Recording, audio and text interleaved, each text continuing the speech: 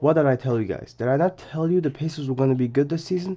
Okay, I know they're 1-2, but we all know they could have easily been 3-0 by now. I'm telling you right now, guys, if you've seen the games, you see a team in Indiana that can easily trade buckets with anybody else, okay? I know the sample size is pretty small, and the teams they played against, two of them aren't even top four teams in the East or West, but there are some standout players that are already showing us that this team is no joke, man. Low cap. Well, first we'll have to talk about this man from the Dominican Republic, standout 24-year-old rookie Chris Duarte, man. Whoo-wee! 20.3 points a game. Yes, that is no joke. He's averaging over 20 points a game in his first 3 games.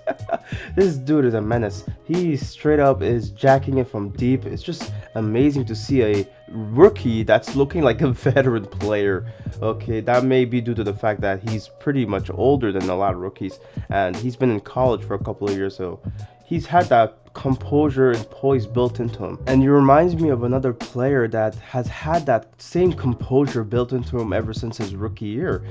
Yes, Malcolm Brogman. This guy is a menace too, man. This guy, he's averaging, I'm not joking, 24.7 points a game during this first 3 games. Oh my goodness, he scored 28 points in the first 2 games.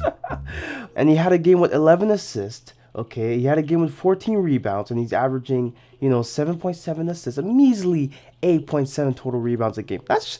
That's pretty good. Clearly, this man is the leader of the team, and although he's not the star of the team because Domantas Sabonis, he's already on pace to be selected once again to play in the All-Star game for the third time in his career. This man already is putting up double-doubles in 2 of his first 3 games, okay, averaging a measly 12 rebounds a game and 26 points a game. And his partner, big man, Miles Turner, well, look, he just had a 40-point game against the Wizards a couple of days ago. So I'm pretty sure he's also on the up and up. Now, I know he struggled against Miami. He had foul trouble. He didn't play that many minutes because of that fact. And he only scored 4 points, being a -5 in the game. Look, it's just one bad game. I understand people are going to write this off, this one 40-point game, as a fluke, but it's not. And one thing that previous game against the Heat showed us is that the Pacers are also trying to build a defensive identity, okay? Even under Rick Carlisle, you have Lloyd Pierce as the assistant coach, there to mold the defense into a form of the grinded out defensive style that you've seen in Indiana in the past. It's something that Indiana is trying to build up in their current roster, and it looked very good against Miami. It's what really allowed them to win that first game of the season, and it's also something that is worth noting because we obviously knew of Torrey Craig, him being picked up from the Phoenix. That was a pretty good pickup. And then you have players like Isaiah Jackson that you're thinking, well, look, if he gets more minutes, how much better can this Indiana defense be, especially in the paint? Obviously, you have Miles Turner already averaging 3 blocks a game.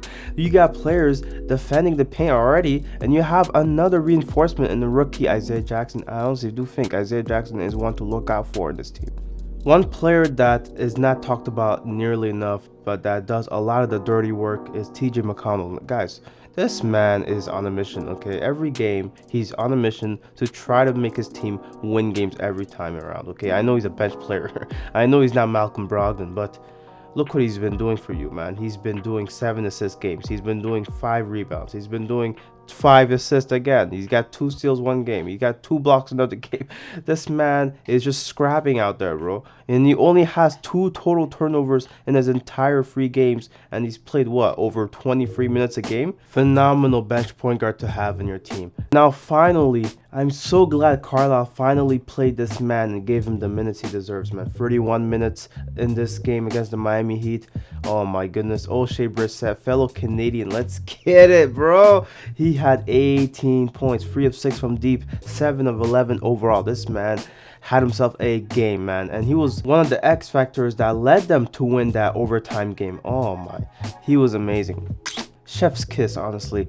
Now I'm going to get into a topic that is a bit confusing because obviously this was done a couple of weeks ago. It's not something that really matters in the grand scheme of things, but it's something that's worth noting because the Pacers did have a player in Edmund Sumner that was there and that did play good last year for them.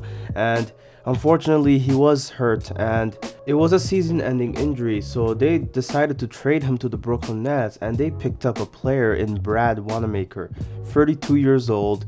He was a rookie 3 years ago, and they think that now Brad Wanamaker can be a good safety blanket in case any other guards get hurt for the Pacers. I don't think this was a good pickup. Honestly, Pacers fans in the comments, please tell me if you think that was a good pickup. I don't think it was. I think Wanamaker is just a guy that, had a good run in Boston, but I don't think that's going to happen in any other team. I think it was just lucky to find himself in a circumstance to where he could contribute early on in his rookie season. But look, injuries have reared its ugly head in Indiana. It's unfortunate. You already have players like Karis LeVert hurt, and you have TJ Warren hurt, and you're thinking to yourself, look, if any more injuries come up, you might as well just ride off the season and hopefully get a lottery pick.